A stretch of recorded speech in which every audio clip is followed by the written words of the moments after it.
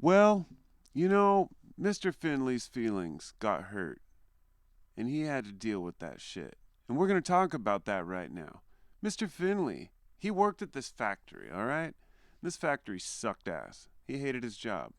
He worked on some kind of an assembly line or something, and in fact, he doesn't even know why he works there. It's just something he did when he was younger, and he still does it. And it's almost 5 o'clock, and he's just sitting there at his desk, doing his job, or doing what most people do at their jobs, which is not their job, filling out some kind of a survey, figuring out whether he's getting the most out of life, and then, oh no, all of a sudden, in walks Mr. Finley's boss. Of course, the boss sucks. We all know that the boss sucks. But there's nothing he can do about that. Now, of course, he's going to ask you to work a few extra hours. Now, that's great. Of course. There's nothing you'd rather do than sit around and do some extra work in the evening when you'd already plan on going home. And naturally, right after that piece of shit demon walks out of the room, and look at him. Your friend walks in and he says, "Hey, man, you want to go out and play some cards?" Of course he does, because that's just how it goes. That's Murphy's Law. He wants to know if you want to play some poker. You realize this place sucks ass. So you have to go home. You have to work all night. And of course you have to deal with the family. Your wife, your kid. But you can do it. Your daughter's studying. You're filling out your paperwork. Everything's just going according to plan. And then, of course, your daughter starts talking. There's nothing more annoying than when kids talk to their parents. You tell your kid to shut up, she still keeps talking. At some point, you've just had enough. And you're able to hold your shit until your wife comes in and drops a cup.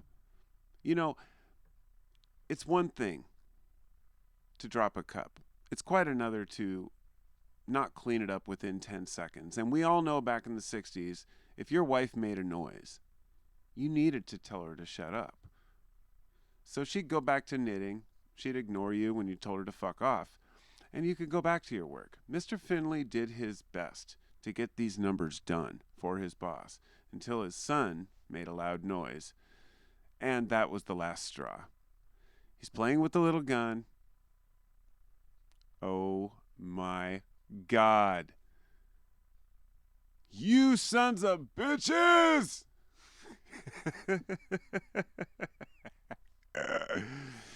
So naturally, you tell your kids to fuck off and your wife to fuck off, and you get in your car. You start heading down the street. Drink a little booze, head down the street, drink a little booze. I mean, mind you, this is back in the 60s when it was okay to just get drunk and drive wherever you needed to.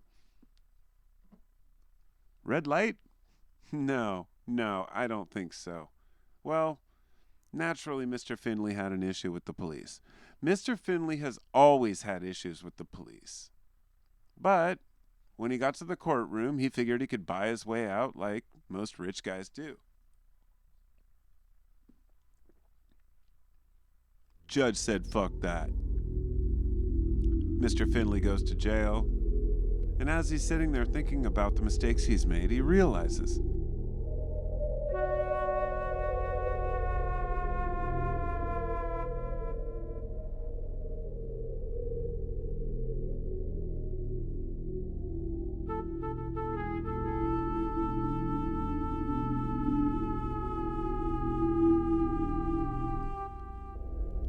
and he explains his story.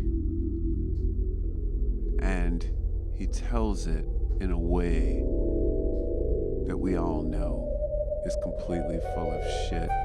And naturally, his friend is suspicious. Of course he is. He tells him that he hates the police.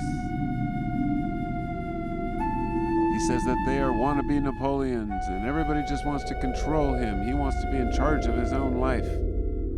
And then he realizes all of a sudden that maybe it is he, in his own desperate attempt to be something great, that thinks he's the Napoleon.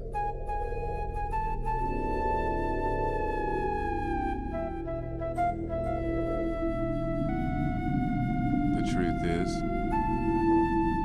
your boss likes you. Your friends like you. Even the police like you. I can't understand why you pull this shit. Well, let me tell you why. Because in reality, this whole life's a merry-go-round. I was beaten as a kid, and I don't like taking orders from people. Because I do what I want.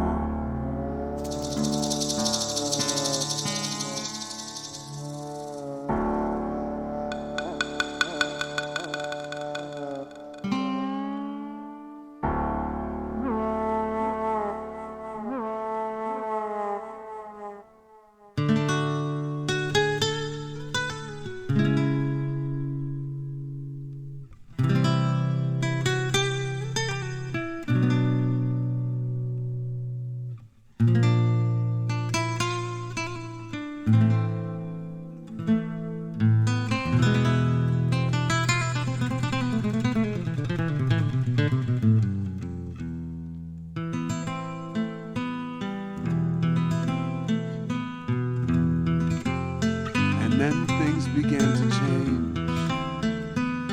Things began to change quickly. Mr. Finley realized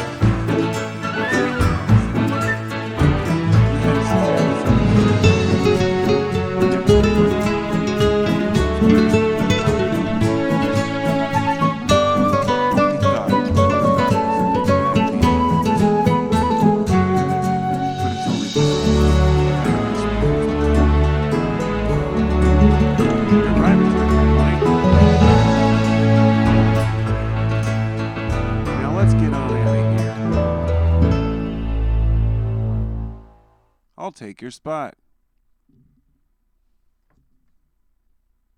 I've never been to jail before. I wonder what it's like.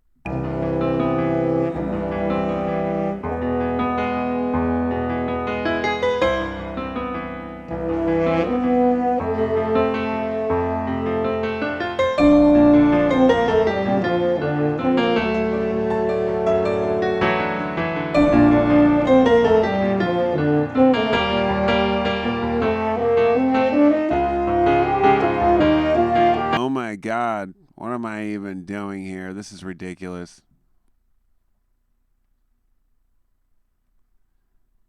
Arrgh. Hula Baba. Arrgh. Huh. Whee. Ha. Hey, bro. And so that's it. What do you mean, that's it? What is going on here? Hey there, buddy. It's your boss. I just wanted to let you know that... what's he doing here? Yeah, I picked him up drunk on the road. He crashed into someone. That's all right. We'll take him. All right, we're gonna go now because I'm rich and I can bring him with me. Can he do that?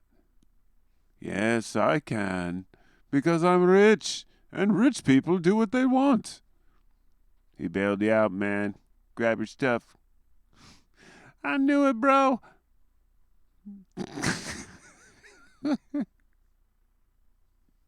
So, you know.